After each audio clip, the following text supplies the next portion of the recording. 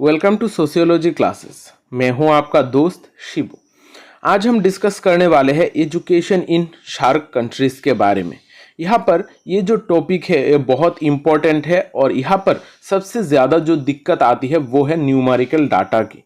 हमारे इस पोर्शन में एजुकेशन इन शार्क कंट्रीज़ में बहुत सारे न्यूमेरिकल डाटा है। यहाँ पर ये डाटा बेस्ड टॉपिक है, लेकिन हम इस डाटा के ऊपर फोकस नहीं करेंगे। हम सिंपली जो भी फैक्ट्स है उसके ऊपर ध्यान देंगे। अब ये जो शार्क कंट्रीज़ है, शार्क बेसिकली है क्या? यहाँ पर शार्क का फुल फॉर्म है south Asian association for regional cooperation. यहाँ पर एक ऐसा एसोसिएशन की बात की जा रही है। ये एक ऐसा एसोसिएशन है जो एक दूसरे के साथ कोऑपरेट करेगा और उनके डेवलपमेंट के लिए काम करेगा। ये बेसिकली साउथ एशियन जो कंट्रीज़ है उनको मिलाकर ये एक एसोसिएशन तैयार की गई है, ताकि वहाँ पर जो भी प्रॉब्लम्स है, इकोनॉमिक प्रॉब्लम हो या फिर सोशल डेवलपमेंट के लेकर प्रॉब्लम हो, ये सारे प्रॉब्लम सॉल्व कर पाए। यहाँ पर खासकर आज के क्लास में हम एजुकेशन के ऊपर फोकस करने वाले हैं। अब south Asian association for regional cooperation कौन सी कंट्रीज को लेकर तैयार हुई है? ये जो एसोसिएशन है ये स्टार्टिंग होती है, एस्टैब्लिश्ड की गई थी दिसंबर 8, 1985 को। ये 7 कंट्रीज के हेड जो भी थे, गवर्नमेंट के हेड्स थे, उन्होंने मिलकर ये एसोसिएशन को फॉर्म किया था। यहाँ पर जो 7 कंट्रीज है वो है बांग्लादेश, भूटान, इंडिया, मालदीव्स, नेपाल, पाकिस्तान एंड श्रीलंका। ये 7 कंट्रीज है जिन्होंने मिलकर ये शार्क को फॉर्म किया था। यहाँ पर 2007 में एक और कंट्री इसमें इंक्लूड होता है, वो होता है अफगानिस्तान, जो इनका 8th मेंबर था। अब यहाँ पर एक चीज़ ध्यान देने वाली है। यहाँ पर आप लोग अगर इग्नो का बुक को फॉलो कर रहे हो तो वहाँ पर सिर्फ 7 कंट्रीज़ के बारे में ही बोला गया है, क्योंकि यहाँ पर जो भी डाटा दी गई है इग्नो के बुक में वहाँ पर 2005 तक की ही डाटा दी गई है। उसके बाद ये बुक को अपडेट किया ही नहीं गया। इस वजह से हमें ध्यान में रखना होगा और उस टाइम पीरियड पर जो भी बदलाव थे उसी के ऊपर ही ज़्यादातर हमें फोकस करना पड़ेगा, क्योंकि बुक में इसी तरीके का चीज़ें दी गई है। अब यहाँ पर जो शार्क एसोसिएशन का फॉर्मेशन हुआ था, इसका मेन एम था एक्सिलरेट करना इकोनॉमिक और सोशल डेवलपमेंट के प्रोसेसेस को। इसके अंडर, सार्क के अंडर में जो भी कंट्रीज़ है, इन सारे कंट्रीज़ को इकोनॉमिकली और भी डेवलप करना और यहाँ पर जो भी सोशल डेवलपमेंट है इसको भी एक्सिलरेट करना। इसमें हमारा एजुकेशन भी बहुत एक इम्पॉर्टेंट है। यहाँ पर एजुकेशन के द्वारा ही हमें इकोनॉमिक प्रोग्रेस भी मिल सकता है, साथ ही साथ लोगों में जो सोशल डेवलपमेंट है वो भी हम कर सकते हैं। और इसी एजुकेशन के बारे में आज के इस क्लास में हम डिस्कस करेंगे। ये जो शार्क कंट्रीज़ है इनमें कुछ चीज़ें कॉमन है, जैसे इनका हिस्टोरिकल बैकग्राउंड, यहाँ पर उनका जियोग्राफिकल एरिया, उनका क्लाइमेट, इनका सोशियो इकोनॉमिक फीचर्स, ये सारे चीज़ें हमें कॉमन दिखने को मिलती है इन सारे शार्क कंट्रीज़ में। साथ ही साथ यहाँ पर जो एजुकेशनल बैकवर्डनेस है, यानी कि एजुकेशन को लेकर जो भी बैकवर्डनेस है, यहाँ पर डिसएडवांटेज हमें देखने को मिलती है। इन सारे कंट्रीज़ में ये सारी चीज़ें हमें देखने को मिलती है। सारे कंट्रीज़ में ही एजुकेशन को लेकर प्रॉब्लम्स हमें देखने को मिलती है। यहाँ पर आप एक पिक्चर देख सकते हो। यहाँ पर पिक्चर से आप लोगों को क्लियर हो जाएगा कि कौन से वो कंट्रीज़ हैं जो इसके अंडर में आते हैं, शार्क कंट्रीज़ के अंडर में आते हैं। यहाँ पर आप देख सकते हो सेंटर में है इंडिया, फिर यहाँ पर नेपाल, भूटान, श्रीलंका, मालदीव्स, पाकिस्तान और अफगानिस्तान। यहाँ पर ये 8 कंट्रीज़ है और हमारी बुक में 7 कंट्रीज़ को ही डिस्क्राइब किया गया है। अब यहाँ से जो क्वेश्चन पूछा जाता है वो है major concerns of educational reform. यहाँ पर इसी के ऊपर हम फोकस करेंगे। अब यहाँ पर हमें थोड़ा डेटा को देख लेना है। ये आप लोगों को एग्जाम में लिखने की ज़रूरत नहीं है, क्योंकि आप अगर ज़्यादातर डाटा के ऊपर जाओगे, न्यूमेरिकल डाटा के ऊपर फोकस करोगे, तो आपको याद रखने में भी दिक्कत होगी, साथ ही साथ आप एग्जाम में भी इसको लेकर प्रॉब्लम हो सकती है। ये आपका बहुत सारा टाइम भी खा जाएगा। इस वजह से यहाँ पर जो भी न्यूमेरिकल डाटा है इसके ऊपर फोकस नहीं करेंगे, सिर्फ चीज़ों को हम समझने की कोशिश करेंगे। यहाँ पर जो कंट्रीज़ है, 7 कंट्रीज़ के बारे में बात की गई है। ये बुक में जो भी चीज़ें हम आगे पढ़ेंगे वो 2005 तक की डाटा को ही पढ़ेंगे। इसके बाद का जो भी डाटा है ये बहुत बदल गया है। यहाँ पर एजुकेशन सिनेरियो में बदलाव लाई गई। यहाँ पर जो भी ड्रॉप आउट रेट्स है या फिर एजुकेशन इलिटरेट पर्सन है, इसमें परसेंटेज में भी बहुत सारे चेंजेस देखने को मिले हैं। इस वजह से आप अगर आज के टाइम के साथ इस डाटा को मैच करोगे तो आपको इसमें सिमिलरिटीज नहीं दिख सकती है। यहाँ पर बहुत सारे बदलाव आ गई है, टेक्नोलॉजी में भी बदलाव आ चुका है, लेकिन हमें बुक के साथ जाना है। बुक में जिस तरीके का चीज़ें लिखी है उसी के ऊपर फोकस करना है, यानी कि 2005 तक जो भी डाटा दी गई थी उसी के ऊपर रिलाई करके, उसी के ऊपर फोकस करके हमें आंसर को भी लिखना होगा। यहाँ पर जो 7 कंट्रीज़ है, 7 कंट्रीज़ का पॉपुलेशन, लिटरेसी और पब्लिक एक्सपेंडिचर का एक चार्ट दी गई है। यहाँ से आप लोग देख सकते हो जो पॉपुलेशन है इस कंट्रीज़ के बीच में सबसे ज़्यादा पॉपुलेशन है इंडिया में, फिर हम देखते हैं पाकिस्तान, बांग्लादेश, इसके बाद बाकी सारी कंट्रीज़ है। अब जब हम इलिटरेट पीपल की बात करें, यानी कि जिनको जो भी 15 के ऊपर के लोग हैं, जो भी वहाँ पर इलिटरेट है, इनका पॉपुलेशन का एक डायग्राम दिया गया है। यहाँ पर आप लोग देख सकते हो जो भी इलिटरेट पीपल है इनमें सबसे ज़्यादा है श्रीलंका में,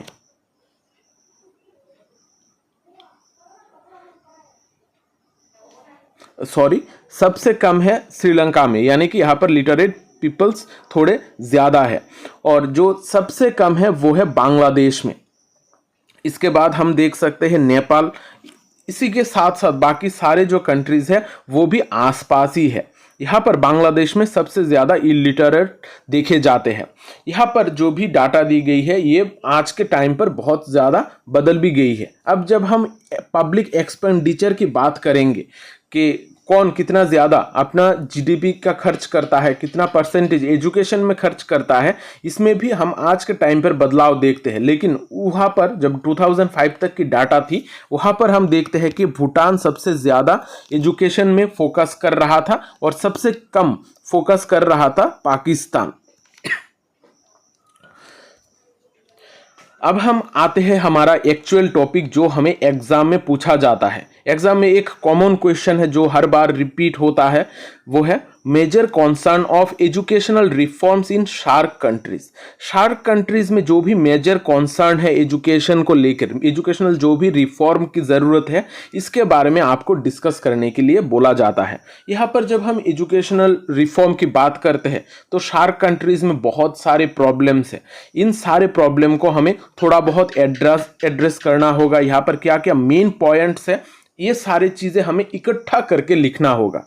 हमें सिर्फ कंट्री वाइज फोकस नहीं करना है, यहाँ पर जो भी मेजर कॉन्सर्न्स है उसके ऊपर फोकस करना है। पहले हमें जब आंसर हम लिखेंगे तो पहले हम लिखेंगे कि इनके मेजर कॉन्सर्न्स क्या क्या है, यानी कि इन सारे जो भी शार्क कंट्रीज है इनका मेन प्रॉब्लम्स क्या क्या है, इसके ऊपर फोकस करेंगे, आंसर को लिखेंगे। फिर बाद में हम जाकर हर कंट्री को थोड़ा बहुत 2-3 लाइन में डिस्क्राइब करने की कोशिश करेंगे। तब हमें जाकर यहाँ पर जो भी प्रॉब्लम्स है इन सारे प्रॉब्लम्स के बारे में पता चलेगा। और जब आप एग्जाम में भी आंसर लिखोगे तो ये आंसर एक कंप्लीट आंसर होगा। यहाँ पर हम शुरुआत करते हैं major concerns of educational reforms in SAARC countries. यहाँ पर जो सबसे पहले कॉन्सर्न है वो है poverty and economic constraint. SAARC countries में हमें पॉपुलेशन बहुत ज़्यादा देखने को मिलती है। यहाँ पर जिस वजह से यहाँ पर पॉपुलेशन ज़्यादा होने के वजह से यहाँ पर पॉवर्टी लाइन के नीचे बहुत सारे लोग रह रहे हैं। इन सारे पॉवर्टी और मोर पॉपुलेशन के कारण लोगों का जो एक्सेस है एजुकेशन का ये इतना ज़्यादा नहीं हो रहा है। साथ ही साथ एजुकेशन का जो क्वालिटी है वो भी खराब होती जा रही है इस पॉवर्टी के वजह से, क्योंकि लोग इसको ले ही नहीं पा रहे हैं। अगर गवर्नमेंट फोकस भी कर रहा है लेकिन फिर भी जो पब्लिक है वो पॉवर्टी के वजह से इस एजुकेशन के एक्सेस को नहीं ले पा रही है। साथ ही साथ इसके क्वालिटी भी धीरे धीरे कम होती जा रही है। यहाँ पर बहुत सारे इकोनॉमिक कॉन्स्ट्रेंट्स भी हमें देखने को मिलते हैं। जो भी पब्लिक एक्सपेंडिचर है एजुकेशन को लेकर वो बहुत कम दिखाई देता है। जो भी एजुकेशन सेक्टर में खर्च करने की ज़रूरत थी उसमें बहुत कम जीडीपी का परसेंटेज खर्च किया जाता है। इस वजह से ये जो इकोनॉमिक कॉन्स्ट्रेंट्स है इसके वजह से भी एजुकेशन में डेवलपमेंट बहुत कम हो रही है। यहाँ पर इंफ्रास्ट्रक्चर रिसोर्सेज भी इतने ज़्यादा उपलब्ध नहीं हो रहे हैं, इनको डेवलप किया नहीं जा रहा है। इस वजह से पॉवर्टी और इकोनॉमिक कॉन्स्ट्रेंट के वजह से शार्क कंट्रीज में हमें बहुत ज़्यादा एजुकेशन में दिक्कत देखने को मिलती है। यहाँ पर हमें हाई ड्रॉप आउट रेट्स देखने को मिलते हैं। जो भी बच्चे हैं वो बहुत ज़्यादा ड्रॉप आउट कर जा रहे हैं, यानी कि वो तो स्कूल में तो एंट्री ले रहे हैं, स्कूल में एडमिशन ले रहे हैं, लेकिन धीरे धीरे करके टाइम टू टाइम ये लोग ड्रॉप आउट हो जा रहे हैं, ये पढ़ाई छोड़ दे रहे हैं। ये हाई ड्रॉप आउट रेट्स हमें शार्क कंट्रीज में देखने को मिलेगा। यहाँ पर हम देखते हैं कि बहुत सारे बच्चे हैं जो प्राइमरी एजुकेशन में ही ड्रॉप आउट हो जाते हैं। लगभग 60% चिल्ड्रेन है इंडिया में जो ड्रॉप आउट हो जाते हैं, वो लोग पढ़ाई छोड़ देते हैं 5th ग्रेड के पहले ही। इस वजह से हम देखते हैं कि आज के टाइम पर हमारा सर्व शिक्षा अभियान है, साथ ही साथ यहाँ पर हम देखते हैं कि मिड डे मील स्कीम है, ताकि ये जो ड्रॉप आउट रेट्स है इसको कम किया जा सके। ये हाई ड्रॉप आउट रेट्स हमें शार्क कंट्री के हर जगह पर देखने को मिलता है, जिसके वजह से एजुकेशन सिस्टम बहुत ही एक कॉम्प्लिकेटेड जगह पर आ चुकी है और यहाँ पर स्टूडेंट को चीज़ें नहीं मिल रही। जो भी लोगों को एजुकेशन मिलनी चाहिए इसमें बहुत दिक्कत आ रही है। यहाँ पर हमें जेंडर डिस्पैरिटीज देखने को मिलती है। जो भी शार्क कंट्रीज है यहाँ पर जेंडर डिस्पैरिटीज बहुत ज़्यादा है। यहाँ पर ज़्यादातर प्रेफरेंस दी जाती है लड़कों को लड़कियों के मुकाबले, यानी कि बॉयज़ को ज़्यादा प्रेफरेंस दी जाती है। इस वजह से एजुकेशन में भी जेंडर डिस्पैरिटीज बहुत ज़्यादा देखने को मिलते हैं। यहाँ पर वोमेन एजुकेशन बहुत एक क्रिटिकल इशू बन चुका है इन शार्क कंट्रीज़ में। यहाँ पर जो फीमेल लिटरेसी रेट है वो भी बहुत कम है इस साउथ एशिया के रीजन में, यानी कि जो शार्क कंट्रीज़ है इसमें हमें बहुत literacy rate, female literacy rate बहुत कम देखने को मिलता है। यहाँ पर इन सारे जेंडर डिस्पैरिटीज़ को ख़त्म करने के लिए अलग अलग कंट्रीज़ में बहुत सारे डिफरेंट तरीके का स्कीम्स लाई गई ताकि ये सारे जो प्रॉब्लम्स है इसको कम कर पाए। जैसे बांग्लादेश में BRAC, इंडिया में सर्व शिक्षा अभियान। इसी तरीके से हर कंट्री में अपने अपने हिसाब से गर्ल्स एजुकेशन को इम्प्रूव करने के लिए बहुत सारे स्कीम्स लाए गए, लेकिन फिर भी हम आज भी देखते हैं कि ये जो जेंडर डिस्पैरिटीज़ है ये आज भी हमें देखने को मिलता है। यहाँ पर जो अगला इशू है वो है चाइल्ड लेबर का। चाइल्ड लेबर हमें साउथ एशियन कंट्रीज़ में बहुत ज़्यादा देखने को मिलता है। यहाँ पर चाइल्ड लेबर लीगली बैन है, लेकिन फिर भी हमें हर जगह पर ये चाइल्ड लेबर देखने को मिलता है। आप अगर रेल स्टेशन पे जाओगे, चाय के टपरी पे जाओगे, आपको ये चाइल्ड लेबर देखने को मिलता है। साथ ही साथ ईंट भट्टे में आपको ये सारे चाइल्ड लेबर बहुत ज़्यादा देखने को मिलता है। शार्क कंट्रीज़ में ये चाइल्ड लेबर का जो प्रॉब्लम है ये बहुत ज़्यादा है, जिसके वजह से हाई ड्रॉप आउट रेट्स, लो स्कूल एनरोलमेंट, ये सारी चीज़ें हमें देखने को मिलती है, क्योंकि ये सारे बच्चे काम करने के लिए चले जाते हैं और स्कूल में आते ही नहीं हैं। यहाँ पर बहुत सारे एफर्ट किए गए हैं चाइल्ड लेबर को ख़त्म करने के लिए या फिर कम करने के लिए, लेकिन इन सारे एफर्ट के बावजूद, इन सारे इसको चाइल्ड लेबर को लीगली बैन करने के बावजूद भी हमें आज भी चाइल्ड लेबर देखने को मिलती है, और जिसके वजह से हमारा एजुकेशन सिस्टम बहुत ज़्यादा इम्पैक्ट होता है और हर नागरिक को ये एजुकेशन मिलता नहीं है। फिर जो अगला इशू है वो है क्वालिटी ऑफ एजुकेशन। अब तक हमने जो भी बात की है वो है सरकार की बात के वो लोग किस तरीके से काम कर रहे हैं, यहाँ पर पॉवर्टी, ये सारी चीज़ों के बारे में बात की है। लेकिन सरकार के तरफ से क्या किया जा सकता है, यहाँ पर सरकार के तरफ से जो भी प्रॉब्लम है इसमें हम देखते हैं क्वालिटी ऑफ एजुकेशन। जो भी एजुकेशन प्रोवाइड की जा रही है अपने अपने कंट्रीज के गवर्नमेंट के द्वारा, उसका क्वालिटी इतना ज़्यादा अच्छा नहीं है। यहाँ पर खास करके जो प्राइमरी लेवल है, प्राइमरी लेवल पे एजुकेशन बहुत ही खराब सिचुएशन में है। आज के टाइम पर भी अगर हम देखें कि प्राइमरी लेवल का एजुकेशन खासकर गवर्नमेंट स्कूल की, वो बहुत ही खराब सिचुएशन पे है। यहाँ पर हमें बहुत ही खराब परफॉर्मेंस देखने को मिलता है एग्जामिनेशन में। यहाँ पर जो बेस बनता है बच्चों का प्राइमरी लेवल पे, वहाँ पर क्वालिटी बहुत खराब बनता है, जिसका इम्पैक्ट बाद में वो जब बड़ा होता है, कॉलेज में एडमिशन लेता है, तब भी हमें देखने को मिलता है। उसका लर्निंग स्टैंडर्ड इतना अच्छा नहीं होता है। अब ये सारी चीज़ों को और भी बेहतर करने के लिए, क्वालिटी को बेहतर करने के लिए सरकार को बहुत सारे इनिशिएटिव भी लेने की ज़रूरत है। अब ये क्वालिटी ऑफ एजुकेशन की इतनी ज़्यादा क्या ज़रूरत है, क्योंकि जब हम अच्छी क्वालिटी का एजुकेशन मिलेगा तभी वहाँ पर स्किल्ड और क्वालिफाइड वर्कफोर्स हमें मिलेगा। सिर्फ हमें सरकारी नौकरी के लिए नहीं, अगर हमें स्किल्ड और क्वालिफाइड वर्कफोर्स बनाना है तो हमें क्वालिटी एजुकेशन प्रोवाइड करनी होगी।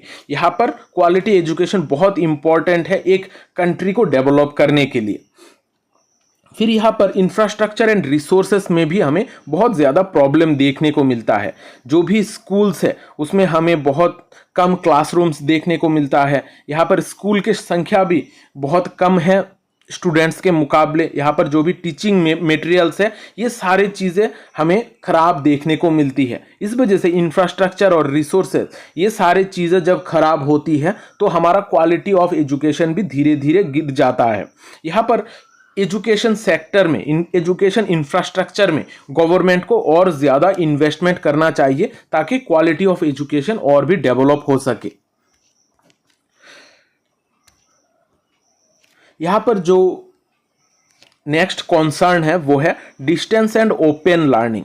जो फॉर्मल एजुकेशन सिस्टम है ये अकेला हमारे एजुकेशनल नीड्स को फुलफिल नहीं कर सकता है। फॉर्मल एजुकेशन में हम जो रेगुलर मोड पे एजुकेशन होता है, इसके द्वारा हम हर किसी की ज़रूरत को, एजुकेशन की ज़रूरत को फुलफिल नहीं कर सकते हैं।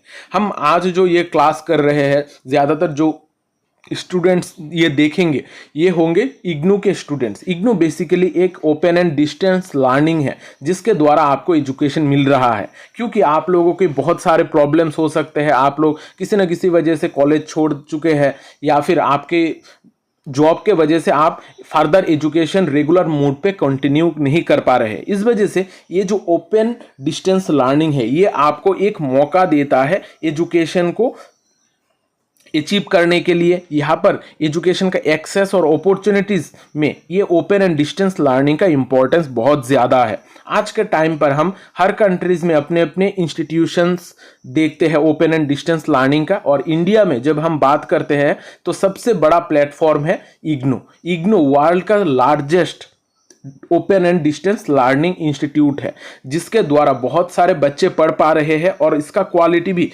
थोड़ा बेहतर है। फिर जो कॉन्सर्न है वो है एजुकेशनल पॉलिसीज एंड गवर्नेंस।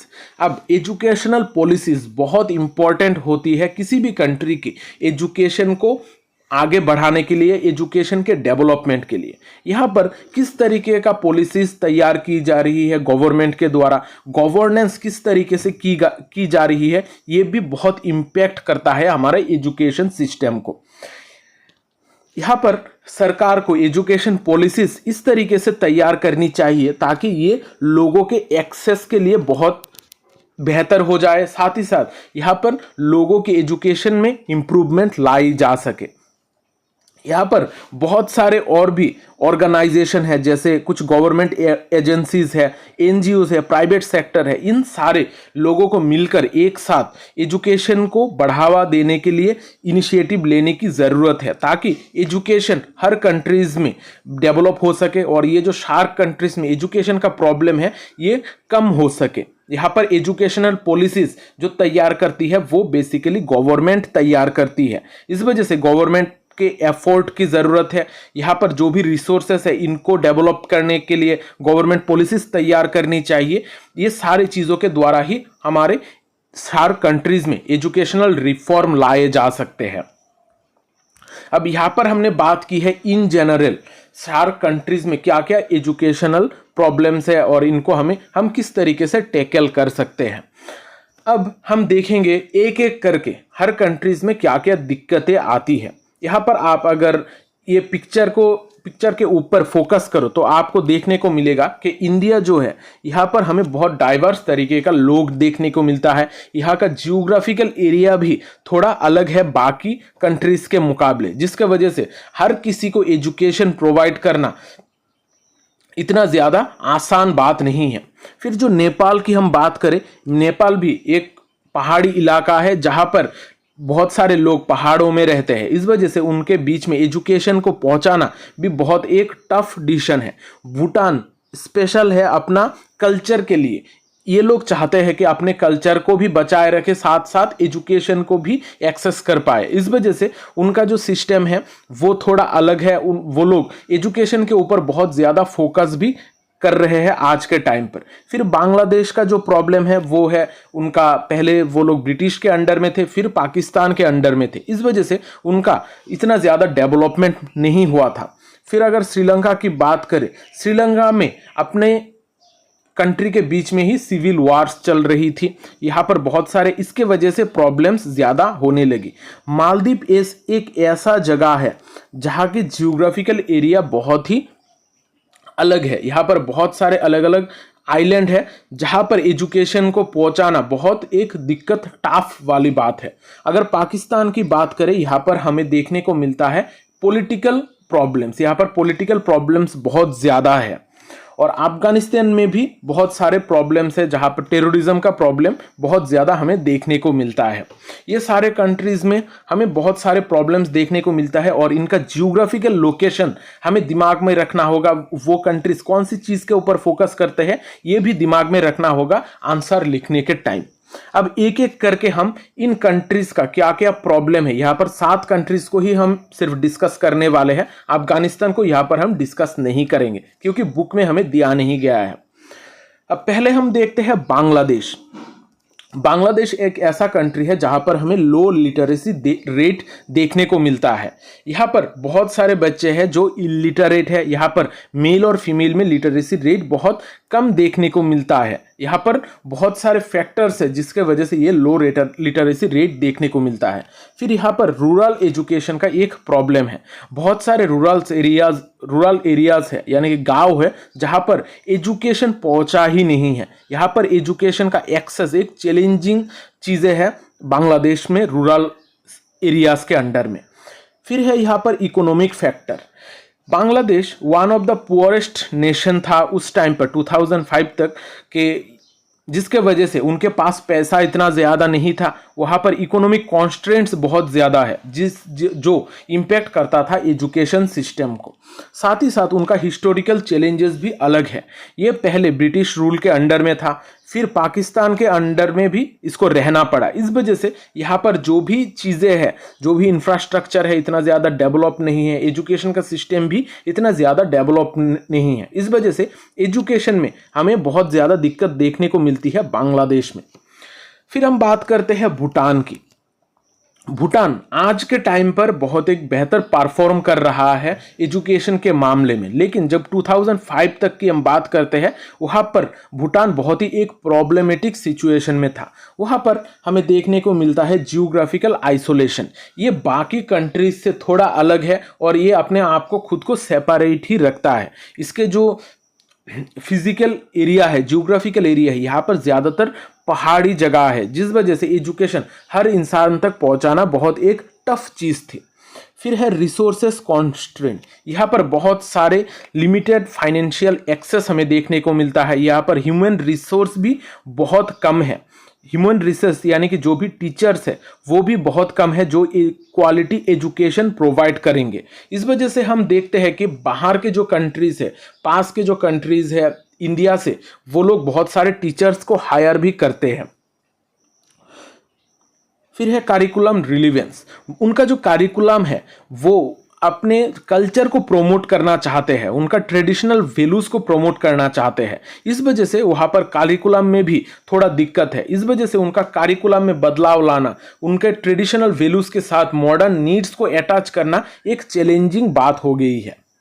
फिर हमें देखने को मिलता है जेंडर डिस्पैरिटीज। हर जगह की तरह यहाँ पर भूटान में भी हमें जेंडर डिस्पैरिटीज देखने को मिलता है, जहाँ पर बॉयज़ और गर्ल्स को अलग अलग तरीके का एजुकेशनल अपॉर्चुनिटीज मिलता है, और ये जो लड़कियां है यानी कि गर्ल्स है, इनको बहुत ही अलग तरीके का एजुकेशन मिलता है, उनको एजुकेशन बहुत ही कम एक्सेस करने को मिलता है।